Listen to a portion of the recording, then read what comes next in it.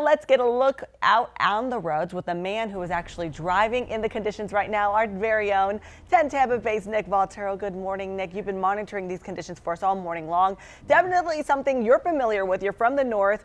So tell me about what you're seeing right now.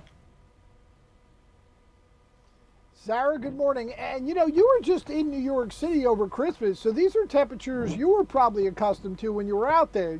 40 degrees, maybe those high 30 degrees, some slick spots, a little bit of rain. So it's definitely conditions that they're not used to out here in the Sunshine State. Very unusual for this area. A lot of people are all bundled up. You got coats, scarves, your hats on, trying to keep warm. But the one thing we're seeing is there's still a lot of slick spots. This rain is still coming down, and we know those temperatures are hovering in those 40 degrees, maybe even dropping a little below that. So you're going to want to be careful when you're on the road. You want to keep that safe distance, like you mentioned, in front of the car that's in front of you, just to make sure if you have to stop, you have time to do that. And we're seeing a lot of this weather impacting a lot of areas, especially our local airports.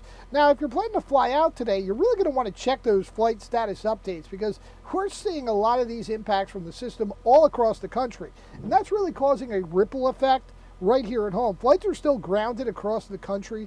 At TPA right now, there have been 10 cancellations this morning, more than a dozen delays. Now, Jacksonville Airport closed last night at 8 o'clock. There's still no timeline on when they are going to reopen. And across the country, we're seeing this all over, this winter impact having such an effect. More than 1,200 flights have been canceled and more than 430 delays.